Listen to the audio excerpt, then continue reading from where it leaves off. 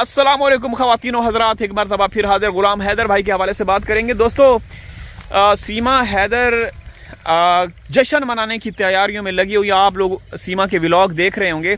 हैरानी की बात है कि इस औरत के गिर्द कानून का शिकंजा तैयार है, टाइट हो रहा है, कसा जा रहा है, लेकिन इस औरत को ज़रा भी परवाह नहीं है।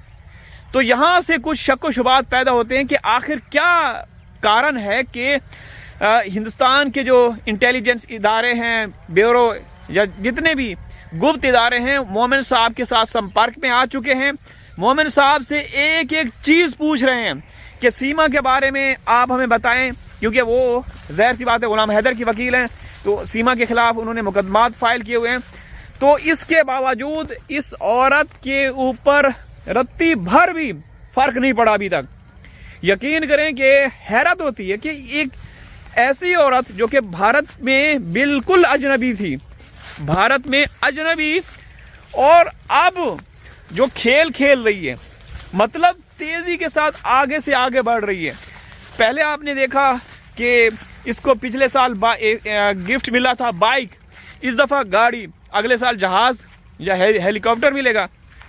बहरहाल दोस्तों, बहुत अफसोस से कहना पड़ रहा है कि इस औरत को ज़रा भी फिक्र नहीं, इस औरत को ज़रा भी फिक्र नहीं। दोस्तों ये देखें, देख रहे हैं आप लोग, ये क्या है? ये मूंग है, मूंग की फसल। मैं दिखाता हूँ फलियाँ, ये देख रहे हैं। तो इस औरत को ज़रा भी फिक्र नहीं, ये मूंग जिसकी पीली दाल बनती है, दाल तड़का। तो दोस्तों, हमें अभी जो खबरें मिल रही हैं, मोमिन साहब शायद ना बताएं, मोमिन साहब के साथ सारे इदारे, हिंदुस्तान के जितने भी एजेंसीज हैं, हिंदुस्तान की इंटेलिजेंस एजेंसीज जो हैं, जिन्होंने सीमा की जांच करनी थी, सीमा की जांच तो नहीं की 3 सालों में, लेकिन अब हमें ऐसा लगता है कि वो सीरियस हो चुकी हैं। मोमिन मलिक साहब से इंफॉर्मेशन कलेक्ट कर रही हैं। मोमिन साहब को उन्होंने लेटर लिखा, मोमिन साहब को उन्होंने बुलाया, मोमिन साहब से एक एक चीज़ के बारे में ये लोग पूछ रहे हैं ताकि कार्रवाई को आगे बढ़ाया जा सके। बड़ी खबर है दोस्तों, काफ़ी समय के बाद ये खबर हमें सुनने को मिली है। मोमिन साहब ने पोस्ट कम्युनिटी में पोस्ट भी लगाई थी, आप लोगों ने देखा होगा, पढ़ लिया होगा।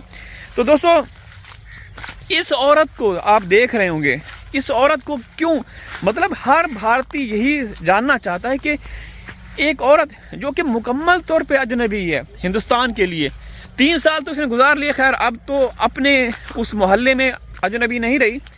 भारत में अगर नाम लिया जाता है किसी का सोशल मीडिया पे, तो अभी भी टॉप ट्रेंडिंग टॉपिक में सीमा का नाम आता है।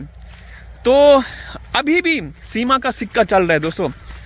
हैरत की बात है, मोदी योगी का इतना वो नहीं है। देखिए, मोदी योगी का वो बहुत पीछे रह गया, उनका इसमें वो नहीं है, सीमा ने उनको भी पीछे छोड़ दिया है। तो देखें, हम बुरा भला तो नहीं बोलेंगे, ज़ाहिर सी बात है, जब हम हैदर भाई के बच्चों के हवाले से बात करते हैं ना, फिर हमें तकलीफ़ होती है। अब मैं यहाँ पे आया हूँ दोस्तों लीमू तोड़ने के लिए, मैं कुछ लीमू तोड़ूंगा। ये बाग मैं पहले भी दिखा चुका हूँ आप लोगों को।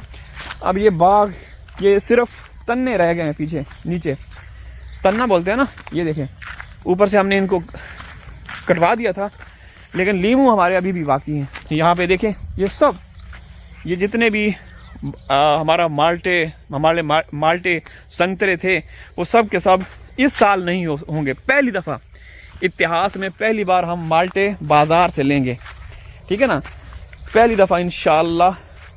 कोई बात नहीं। तो ये मैं थोड़े से लीमू तोड़ने के लिए आया हूँ दोस्तों, ये देख रहे हैं लीमू, क्योंकि लीमू का मैं इस्तेमाल बहुत ज़्यादा करता हूँ दोस्तों, सेहत के लिए बहुत ज़रूरी है।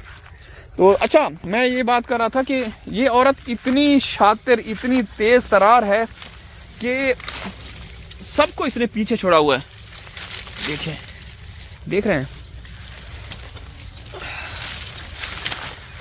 इसने सबको पीछे छोड़ा हुआ है।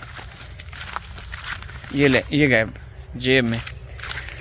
तो अच्छा, अब जो खबरें हमारे तक पहुंच रही हैं ना दोस्तों, अगर खबरों की माने, खबरें हमारे पास हैं, अंदर की खबर भी है, लेकिन हम वो नहीं बताएंगे। इतना कंफर्म हो चुका है कि हिंदुस्तान के जो ATS के चीफ हैं, मोमिन साहब के साथ संपर्क में हैं। हिंदुस्तान के जो भी इंटेलिजेंस के वो हैं मुखिया हैं वो सब मोमिन साहब के साथ संपर्क में हैं और उनसे पल पल की रिपोर्ट्स मांग रहे हैं कि सीमा क्या करती रही, कहाँ कहाँ गई, ये चीज़ें बताइए।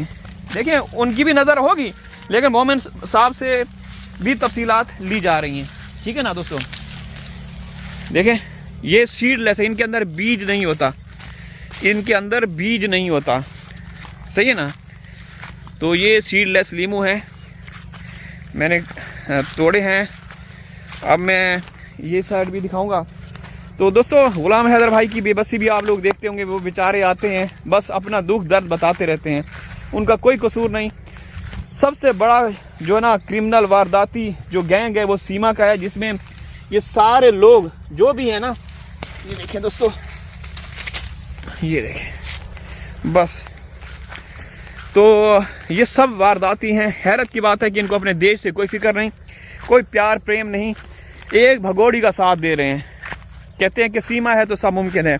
अरे लाना तो ऐसे घटिया लोगों के ऊपर जिनको अपने देश की कोई फिक्र नहीं है। हमारे लिए देश हमारा सब कुछ है, यकीन करें कि देश के लिए तो हम मर मिट जाएंगे। तो ऐसे चाटू चपाटू जिनकी औकात 2 टक्के की नहीं, वो सीमा का साथ दे रहे हैं।